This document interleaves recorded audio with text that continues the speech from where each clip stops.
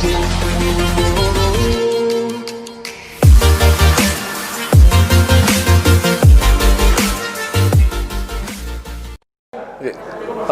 warahmatullahi wabarakatuh. Waalaikumsalam warahmatullahi wabarakatuh. wabarakatuh. Kali ini kita kedatangan tamu laki-laki alumni Universitas Muhammadiyah Malang. Mas Sugeng. Ya, Oke. baik. Acara ini dipersembahkan oleh Ratu Lepa Production dengan tujuan untuk mengadakan sosialisasi. Tema kali ini ini pas banget ini, Mas. Tema ini pas musimnya virus. Iya, iya, Temanya iya. adalah bagaimana memberdayakan ya zakat, infak, Sedekah. sedekah. Ya, Kebetulan baik, baik. Mas Agus ini, Mas Sugeng teman-teman, temannya Mas Agus, Mas Sugeng temannya Mas Agus. Beliau alumni di jurusan teknik, ya. Ya. Kita kupas dulu tahun berapa beliau hijrah ke sini. Monggo Mas Agus, tahun berapa Mas Agus? Baik. Lulusan apa dulu? Jadi, Pasnya. Assalamualaikum warahmatullahi wabarakatuh. Waalaikumsalam. Jadi, perkenalkan, Sugeng Prasetyo. Jadi, Prasetyo. saya dari teknik mesin, Mas, angkatan 95. 95 berarti 95. lulus 95 2000 lah ya. Lulus ya 2001. 2001. Ya, Oke. jadi lulus, terus 2002 ke Batam. Batam. Nah, gitu terus. Memang Batam ini surga dulu. Iya, betul. Banyak yang hijrah ke sini. Gimana Mas? Pertama nyampe sini Jadi di saat awal lulus kuliah itu kan pengennya cepat kerja, jadi ijazah cepat kita pakai gitu kan. Namun ternyata peluang di Jawa waktu itu masih agak susah, Mas. Jadi kita misalnya beberapa lamaran itu kayaknya jarang yang direspon gitu ya. Dan memang kita ketahui bersama Batam itu dulu pusat industri gitu ya. Jadi banyak sekali perusahaan dari luar negeri yang tumbuh di Batam. Sampai mungkin di kota Batam ada ratusan atau mendekati ribuan itu tumbuh. Nah, jadi ya karena itulah saya memutuskan ke Batam dan mencari kerja gitu. Jadi pertama di perusahaan mana tuh? saya awal di Panasonic. Panasonic ya? Panasonic sekitar 6 tahun saya keluar karena ingin tantangan baru lagi. Lalu saya ke perusahaan di bidang gerak oil dan gas. Oil dan gas. Oil dan Ya, gas. ya, ada servis, ada bikin sarana untuk fasilitas minyak dan gas itu. Buildingnya, konstruksinya gitu ya. Sampai sekarang. Oh, sampai sekarang nih? Ya. Oh, tapi Mas Sugeng aktif di Lasismu juga? Ya, ya. Jadi separuh dari waktu saya, saya sempatkan diri untuk ya ngurusin umat lah. iya, biar Seimbang Mas? sedikit ini Seimbang. batiniahnya ini Iya, agar biar terpenuhi gitu ya, betul. Berarti Jadi, Lasismu di Batam berdiri tahun berapa tuh? jadi lahir Lasismu dari pusat 2002. Jadi di Batam sekitar saya ada periode ketiga. Jadi sebelumnya ada Mas Agung tadi. Sebelumnya sebelum Mas Agung ada Pak Riza. Pak Riza itu ketua Bawaslu Batam juga sekarang. Jadi sekitar 6 tahun yang lalu Lasismu Batam. Sekarang ganti kami yang lagi di pengurusan Lasismu. Mas, kalau boleh tahu nih, kira-kira berapa sih warga Muhammadiyah yang di area Kepulauan Riau tuh? Jadi kalau secara kuantiti agak susah, Mas, karena kedatangannya. Datanya susah ya? Iya, karena Tapi kemarin kan kita ketemu SMK 1 Muhammadiyah. iya Makanya banyak. 2 tuh. Iya, iya, betul. Jadi Batam ini suasananya agak beda dengan lain. Agak Jadi beda ya? tingkat kesibukannya sangat tinggi. Jadi walaupun dari kampung itu memang sudah di lingkungan Muhammadiyah, namun banyak yang tidak muncul ketika Beda momen-momen ya? tertentu. Beda dengan mungkin di Jawa. Sorry, kalau di Jawa itu kan ada kantor PDM-nya. Itu Iya. gampang. Oh, kan PDM mana? Tulungagung. Iya. Sini aku bingung juga kemarin telepon ke Pak M ya. Iya, iya. Mana kantor PDM-nya? Nah, gitulah gitu. Jadi agak ngetesnya itu mungkin saat Idul Adha, Idul Fitri, kita biasanya Di Masjid Indo. bukan di lapangan Temanggung Abdul Jamal itu biasanya khasnya Muhammadiyah, dia sholatnya di sana. Oh itu ya. Momen utama terbesar gitu ya, waktu dua sholat Id. Ini tugas kita nih, mestinya iya, ada betul. sesuatu ya. Terus Nanti ngumpulkan di situ. di Lasismu sendiri Mas, potensinya sudah sampai berapa berkomunikasi dengan teman-teman Muhammadiyah ya, terkoneksikan ya? Iya, jadi belum maksimal ya memang. iya ya belum maksimal sekali saya pikir. Namun kan sasarannya rasisme untuk umum juga, bukan hanya untuk dari warga Muhammadiyah, karena semboyan kami memberi untuk negeri kan. Iya.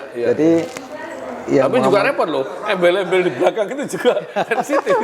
Tapi Oke, tidak oke. mah, kalau kita membantu orang, insya Allah kan selama itu dalam kebaikan akan open ya. Dari siapapun saya pikir masyarakat sudah paham lah itu ya.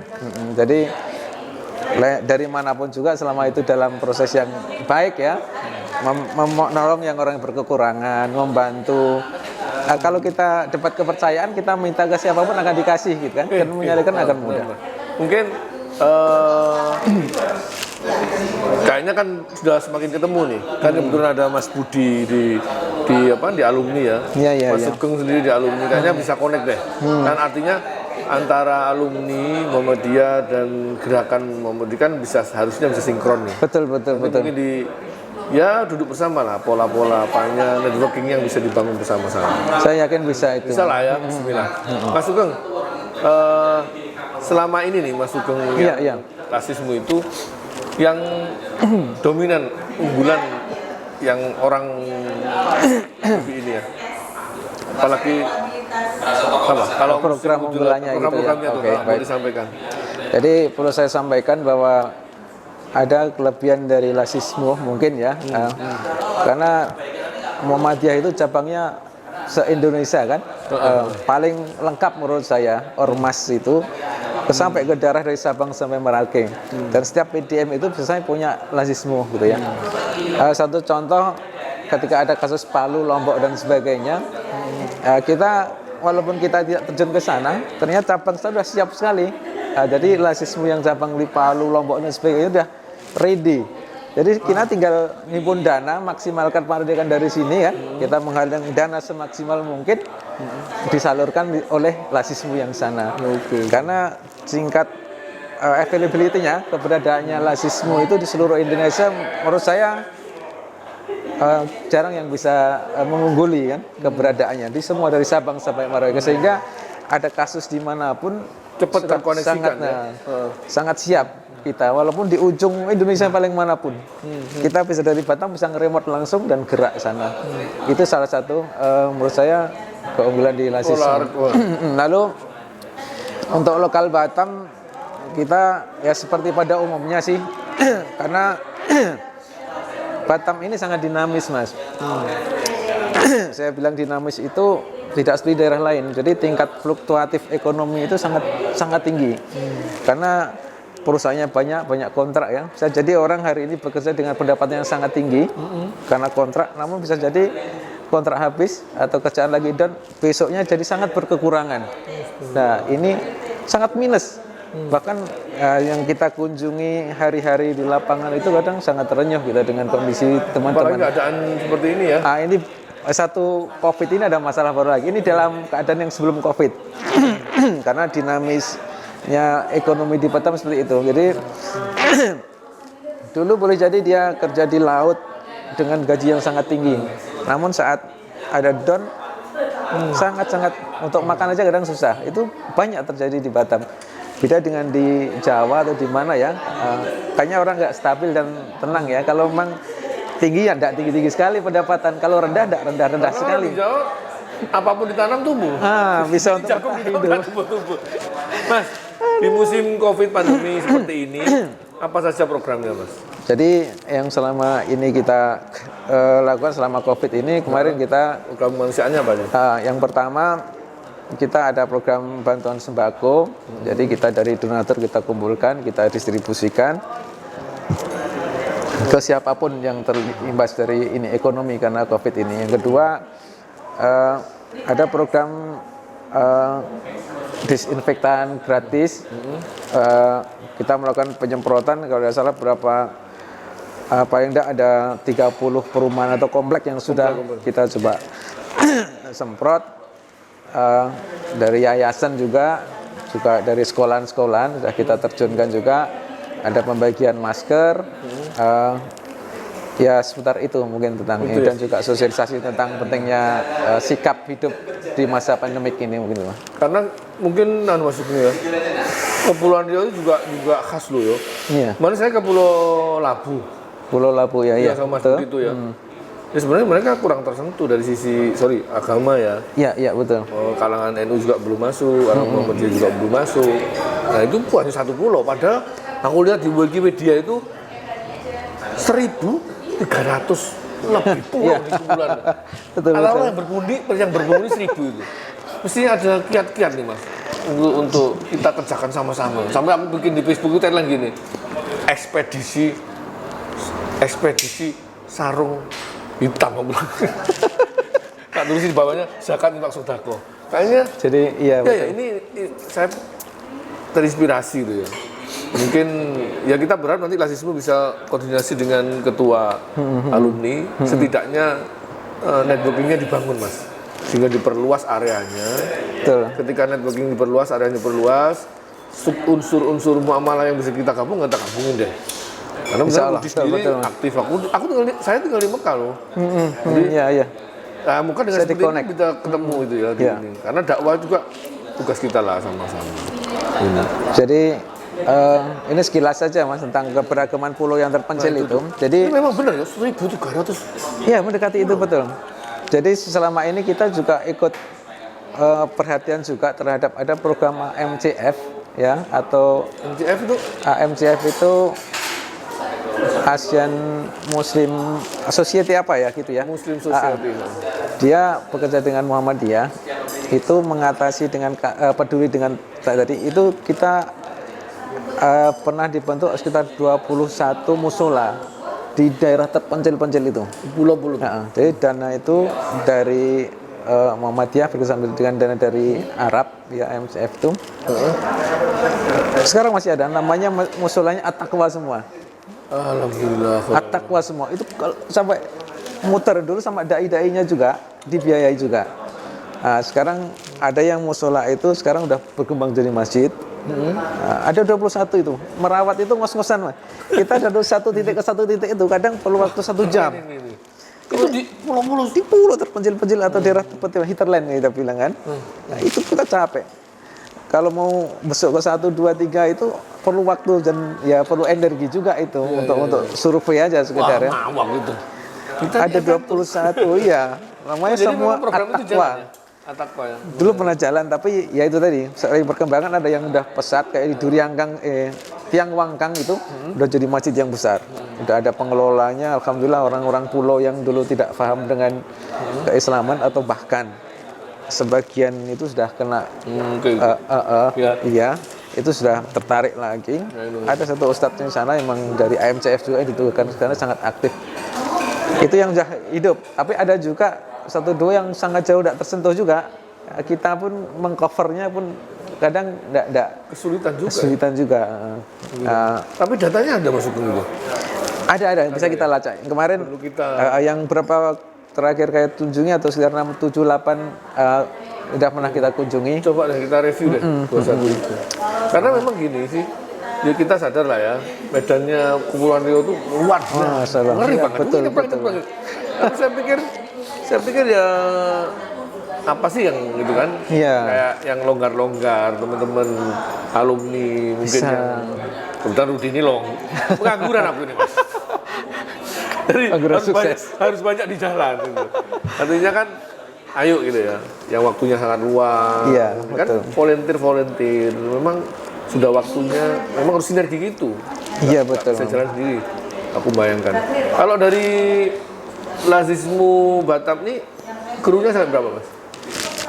Selama ini ada 4 yang aktif. Orang itu mengover kota aja, kota Batam atau? Iya kita ada link juga yang di pulau-pulau itu. Gitu jadi ya? ini perlu ada musola ini, ada perlu di ini bisa enggak dibantu, ada yang titiknya musola-musola yang sudah ada itu ya. Nah, ada yang penambahan baru, ada yang renovasi dan sebagainya ya masih kita ya mau isunya kita bawa ke Batam, kita cari donatur di Batam juga kan. Gitu ya? Ya seperti itu. Mas, sudah masuk ke ini enggak, ke digital?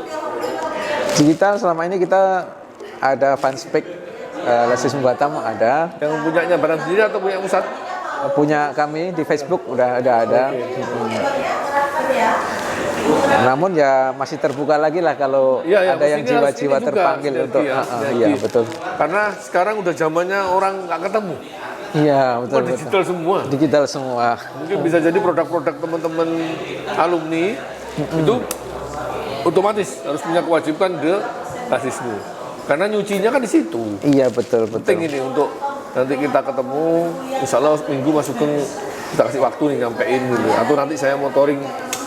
Iya. Supaya teman-teman punya ini ya, punya spirit yang sama. Spirit. Gitu. Saya pikir kita spiritnya sama, ada kesamaan itu, cuman belum ketemu ya. Nah, itu kan harus gede tuh. Iya. Itu kalau gede kan siar kemana-mana kan lebih mudah. Betul Mas, Ya kan? betul. Sana kemarin tuh yang di Pulau Labu tuh Mas, sebenarnya Rudi sama Mas Budi aku ikut kemarin itu. Air bersih coba. Susah. Jadi kalau kita bisa menyediakan air bersih, pahalanya Ya betul. nggak terukur-ukur, itu kan ada kisah-kisah tuh. Kan kasih contoh-contoh gitu. Nyediakan sumur Nah, bersih. Teman-teman. Yang terakhir nih Mas Sugeng, suka dukanya apa? Hambatannya dulu deh. Hambatannya. Saya pikir kalau dakwah ya nggak ada boleh hambatan. Tapi kira-kira PR buat alumni apa ya? Mas aku sampaikan kepada teman-teman apa yang menjadi yang perlu kita lakukan nih. Kadang-kadang alumni ini sukanya bisnis melulu nih. Iya betul. Yuk, sampaikan Mas. Baik, jadi yang perlu saya sampaikan kepada teman-teman semua bahwa mari kita belajar untuk peka terhadap orang-orang di sekeliling kita itu minimal. Jadi kita merasa bahwa apalagi di masa pandemik seperti ini, kita merasa teman-teman atau orang-orang sekeliling kita, apalagi tinggal kita mungkin di daerah-daerah yang komplek-komplek yang menengah ke bawah dan sebagainya, bisa jadi orang sekitar kita itu yang dulu-dulu oke-oke saja, namun kalau kita mau telisik lebih teliti lagi, Bapak ini sekarang kerja apa sih? Dulu kerja apa, sekarang lagi ngapain? Kita coba urai lagi ya, kira-kira pendapatannya dari apa. Banyak sekali ternyata dalam kasus sekarang ini yang sangat perlu bantuan.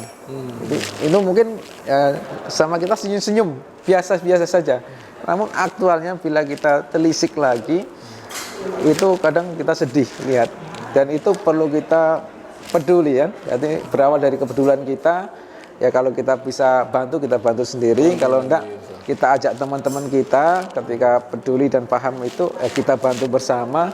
Dan kalau mau lebih besar lagi ya tentunya lewat lembaga, lewat Lesisme lah yang secara formal, karena kalau kita menghimpun secara hukum itu kita termasuk bisa jadi kita pelanggaran di dinas sosial kan. Jadi harus ada surat izin lembaga ambil zakat itu harus ada izin dari Kementerian Hukum. Kalau dia mengumpulkan sendiri ini mungkin dalam skala masjid bisa jadi, tapi kalau skala lebih besar lagi itu bisa diperkarakan. Takut itu masalah yang diselewengkan dan sebagainya. Makanya harus lembaga yang resmi. Makanya Lesisme membuka jalan untuk kita sebagai ladang amal kita, bekal kita untuk di hari kemudian itu kita buka jalan.